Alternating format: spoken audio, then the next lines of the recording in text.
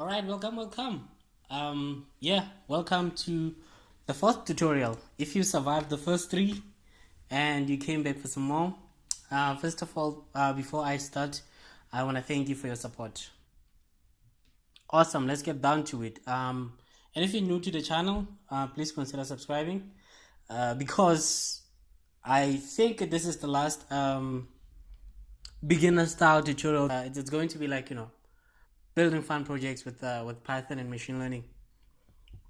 All right, let's get down to it. Today, what I want to achieve with this video is to answer three questions. What are functions? Why do you need them? And then how to use them.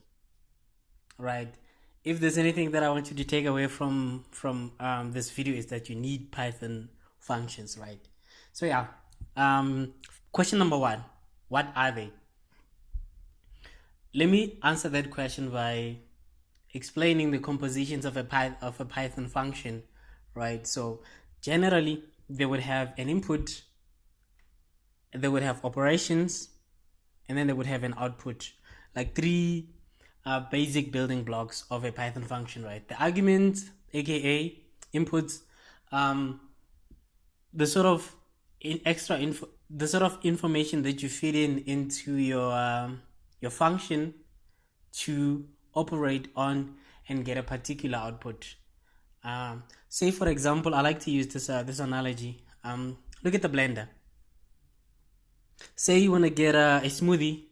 Your arguments or your inputs would be fruits and ice cubes, whatever else you put in your smoothie, and then the blender, like the rotating blades in the blender, would be the operations, right? Your instructions. And then the output would be the smoothie, right? But with Python functions, sometimes you don't need the fruits. The arguments. For example, function number one, right? By the way, this is how you define, you write a function in Python. def define, and then the name of your function here, and then your arguments or your inputs would go right inside here, right? You end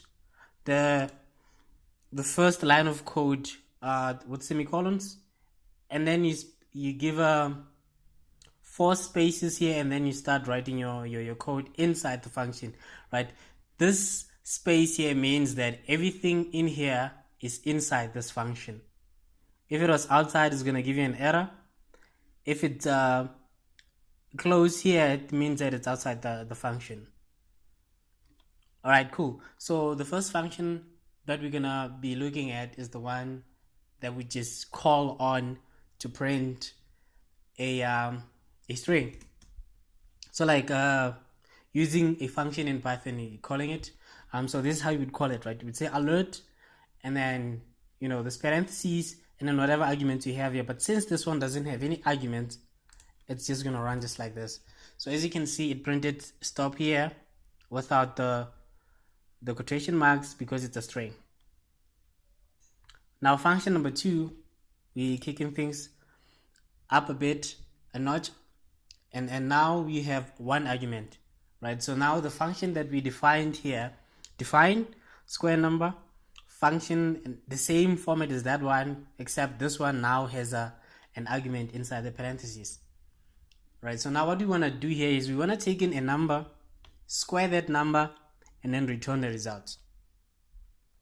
So we say result is equals to that number that I will be putting in here to the power 2. 2 asterisk means to the power. If it was 1, it will be multiplied by 2, right? And then the return, this is your output, right? So that's your argument, these are your operations, and then this is your output. Let's run that, and then we call the function just like we call the alert function here. Call square number, and then we put the number that we want to square inside the parentheses. That is our input, our fruit. And the smoothie is 64, if you're following with that analogy. It's getting a bit old now. So another way to represent this function, if you want to use if you want to write less code, right? Because Python, it's about being efficient and doing things the simpler way.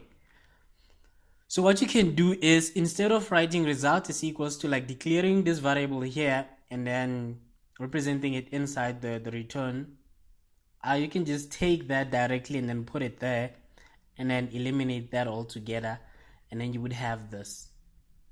All right, let me just demonstrate real quick. I'm gonna call this square number 2. I'm gonna alt and enter. It's going to execute this cell and then create a new one here all at the same time. So I'm gonna, let's call, yeah, square number 2. Let's see if it gives us the same output. There you go. Right, so now things are getting a bit interesting.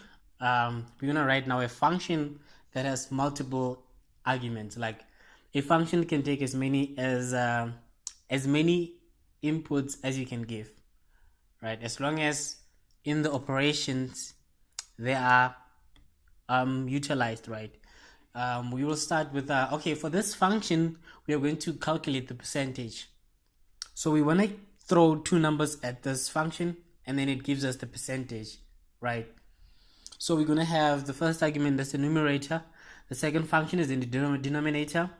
And then this is our operation right here. We say percentage is equals to, declaring that variable, numerator over the denominator multiplied by 100, and then return percent that. Let me execute that, and then we're going to put in our numerator is going to be in 80, our denominator is going to be 120, meaning out of 120, say that person wrote the semester test and got an 80. I know it's impossible if you study at tax, but yeah, for this particular example, it works. And there you go. Your percentage is 66.7% if you run off the decimals. Like I said earlier, you can just eliminate the second step altogether and then put your operations inside your output. So you would have your inputs, your operations, and then the output. It's gonna work the same way. Now, another interesting class of Python functions are called Lambda functions, right? Lambda functions are super slick functions. So this is how you would define it, right? Let me insert a cell here. Right, we define it like that. Say lambda, and then your variable here, or your argument, and then your operations on the other side of the semicolons. So it knows automatically that it's supposed to return that operation. You tell it this is the argument, just like we started writing, defining the name of the function, and then putting in our arguments in there. Here you don't define the name of the function. The name of the function is not important. What's important is declaring your arguments and your operations, right? So you're skipping the outputs and naming your functions. So it works the same way with computations, but it's configured a little bit differently. So we're gonna assign function is equals to f, and then we're gonna say, right, we're gonna give you a number, and then on this number multiplied by 2. So we're gonna give it a 2 multiplied by 2 should give us an output of 4. You can also use multiple arguments for lambda functions. For example, this one that we created here, this is how you would represent it as a lambda function. You would say lambda is equals to my x and y. That's my numerator and denominator. These are my inputs, and this is the operation that I want, right? So it's going to say your numerator over the denominator times 100, and then it'll give you a percent, right? And then there you go. It gives us the same percentage, 66.7%, right? So that was how to use the functions. And what are the functions? Now this section we're going to talk about why do you need Python functions. So since you're going to be doing data analysis, instead of writing long repeated code over and over again, this is how you would call that code every time that you want it executed, right? Instead of constantly writing out like, oh, okay, if I have a number, divide by numerator, divide by the denominator, multiply by 100, and get a percentage. You write it once, and then you call out throughout your notebook, right? But I like Python functions particularly for this exercise over here. So what I'm gonna do is I'm gonna take the data frame from the last video. If you're joining at this stage, this data frame is just the names of players, the games they played, and how long they played the games, right? So what I want to do now is I want to create a function that tells me whether or not this particular player is an above average player. So I will need to say that, let me calculate the average for the hours played, and then compare that average to this number, that number, that number, and then it'll tell me whether it's above or below average, right? So instead of going line by line, I am going to write a function here. So this is the first line of code where I define the function. It's called above average, and then my arguments or my input is going to be hours, right? Hours played. So I'm just putting in the hour there. So now I say, if statements are just logical, I say if the hour that I give my function is greater than the average, the mean of hours played. So this is the code where you calculate the average there, end it with a semicolon, and then have your output here. If this is the case, return above average. However, if it's not, right, because it's either it's above the mean or below the mean. There's no infinities here, and yeah. So you can use an else statement saying that if this is not the case, then return below average. So I am going to execute, load the function into memory, and then I'm going to create a new column in my data frame, right, in the df, right? Average player is equals to the number of hours, apply the function that I just created above average. So what's going to happen here is Python is going to cast these operations on all of the columns, row by row, right? I mean, on all of the rows, right? From this row, it goes to that one, goes to that one, goes to that one, goes to that one. And then whatever results it gets here, it's going to populate this new column. And voila. This is exactly why you need Python functions. I'm going to wrap it up here. And yeah, if you survived until the end, I want to thank you.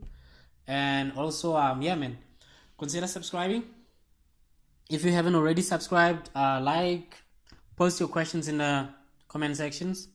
I will reply to the questions. And yeah, be on the lookout for the next series that I'm going to be making, Data Science in Action. So I'm going to be using all the techniques that I've been talking about in the first, second, third, and this video to apply them to like online data science challenges like Zindi, for example. So yeah, video coming out soon. Thank you.